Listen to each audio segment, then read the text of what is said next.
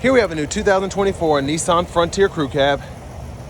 This one comes in the SV trim level with the Hardbody edition package in super black, and then we have charcoal cloth interior.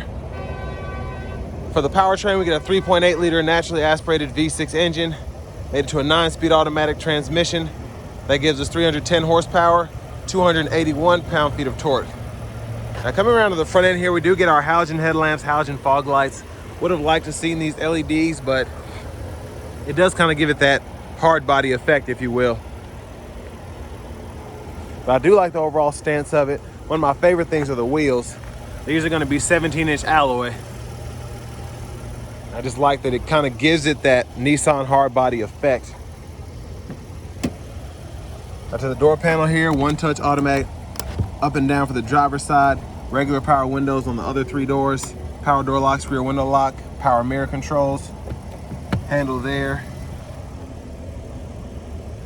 And then we can turn the blind spot monitors on or off there. Push or foot pedal brake, excuse me, for the parking brake. Hood release. And then we do have the release for the steering wheel, so we can tilt that there. And then our power driver's seat is right here. Now I have that seat up front adjusted for someone of my size, being 6'3" with longer legs. So I'm gonna check out this rear seat room. Now it is a tight squeeze getting in here, but once you're actually sitting back here, it's not bad. I have good headroom. My knees are just kind of in the back of the seat here. But seat back pocket on that side, a USB-C and a USB-A charge port, along with a 120-volt 3-prong household plug-in. There's a view of the front seat from up here, or back here, excuse me. Now I am surprised we get the center seat that folds down. Bottle holders are there. And we do get a sliding rear window. Though it is manual, it is nice to have that. Grab handle, and then we can hang a hanger hook there.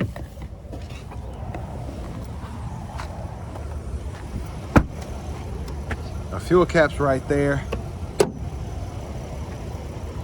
And then as we come around to the back end, ever since this got its refresh or redesign, I've really liked how this back end looks. Just a nice, sophisticated look. Tow hitch there, spare underneath there, along with the exhaust. And then we do have the easy let down tailgate, spray on bed liner, and then another 120-volt 3-prong plug-in there. And tailgate very easy to get back into place, so I really like that. Now you do have the option to lift this seat up so you can grab that. And then you have a little bit of storage underneath there if you want to use it. So I like having that capability.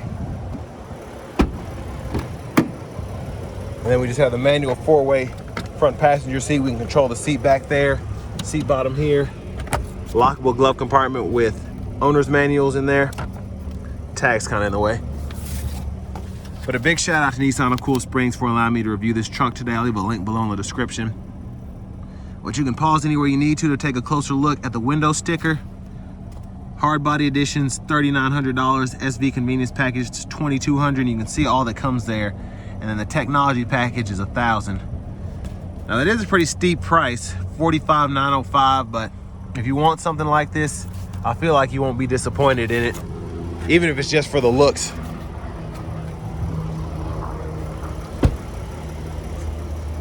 But as we come back around to the front end here, quick look in the engine bay.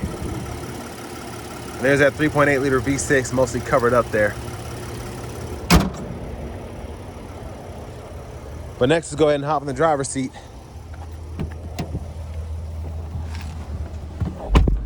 So nice leather wrap steering wheel there, horn. And then over here to the radio, we do get our AM, FM, XM radio along with Bluetooth audio. And then we have wired CarPlay and Android Auto compatibility. You can change your language and units there. And I do like the screen setup. I like the color and all that, since that got a revamp the last few years. Backup cameras here. We do have the guidelines that follow you as you turn the steering wheel, which I like. And then we can adjust volume here. Click there to turn the audio off. And then we have a scroll knob here. It also works as a tune knob. And then you can click it, and then you can adjust your sound settings if you don't want to do it from right here. But I like the shortcuts. Brightness can be adjusted, all of that. Hazards here. We do have an auto stop toggle, so it's interesting to see that we have that available. Dual zone automatic climate controls. We can adjust fan speed, turn the whole system on or off, and then auto mode's adjusted there. 12 volts here. 4-wheel drive controls are here. 2-stage heated front seats, the heated steering wheel toggle, parking sensors. Then you have the USB-C and the USB-A input. So depending on what cords you have, you can run your CarPlay or Android Auto through that. Now for the shifter, pull this lever, reverse neutral drive, and then since we do have a traditional automatic, you can come over here and manually shift there, and it'll show you what gear you're in that bottom part of the digital gauge cluster. Bottle holders are there. Little storage space here. Center console cubby space. There's a look at the back seat. Set that on the door. Sunglasses holder. And then we do have a vanity mirror here with no light. But back to the steering wheel real quick. Blinkers are here. Low beams, auto, off. And then fog lights are there. High beams, we can flash there. And then over here we have our intermittent wipers, one time off, intermittent low, high. And then we can adjust the intermittent frequency here, pull up for that front wiper fluid. Now, so the steering wheel itself, we can go through our audio sources here. We can go through our track list or radio station presets here. And then we can use these arrows to go through our sub menus. And when we're in a specific sub menu in the settings, really, we can use this to go up or down there instead of going through the presets. And then you can also change your units here. With volume adjustment, voice recognition, Bluetooth button, and then with the intelligent cruise control, we can turn the cruise on or off, adjust the speed, cancel, and then adjust the gap there. Push button start.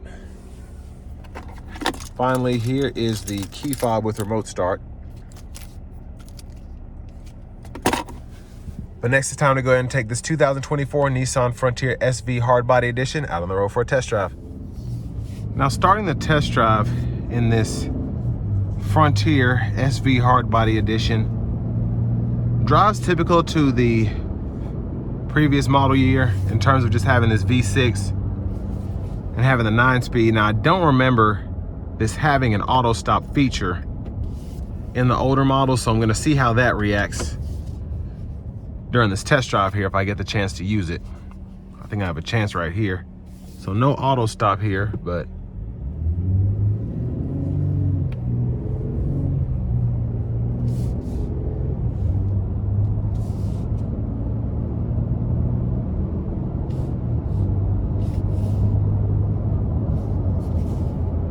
yeah, I like how this gets up to speed. The horsepower in this is good, the torque is good. And the 3.8's just always been such a great engine in these Frontiers. Just from a driver's perspective, compared to the Tacoma, the Colorados, the Rangers, I've just always liked this 3.8 V6 over the 4 cylinders. Even the other V6s from the competition before everyone went Turbo 4. I just like this engine the best, especially with the 9-speed automatic.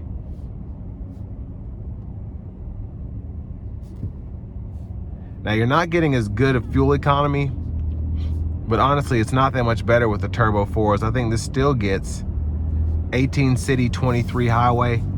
And honestly, that's about what these other trucks are getting. It's crazy we get these full-size trucks with Turbo 4s in them and they're getting the same fuel economy as the old V8s. Just doesn't make any sense, but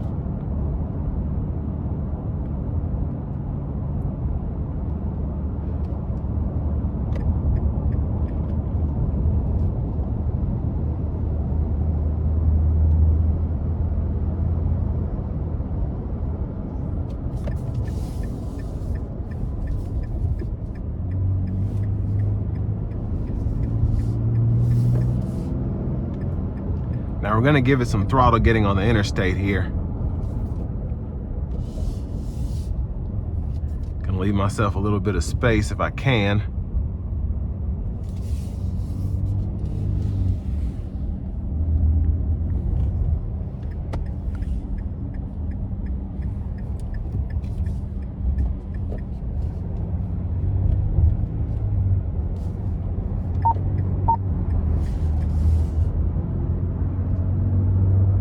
then once we get around this corner,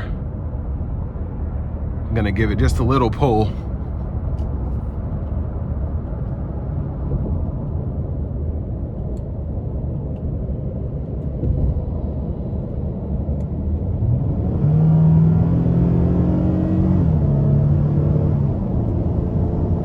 Now with this having a 9-speed, it hesitated just a tad, trying to find what gear it needed to be in, but again, having the strong V6, it pulled very well.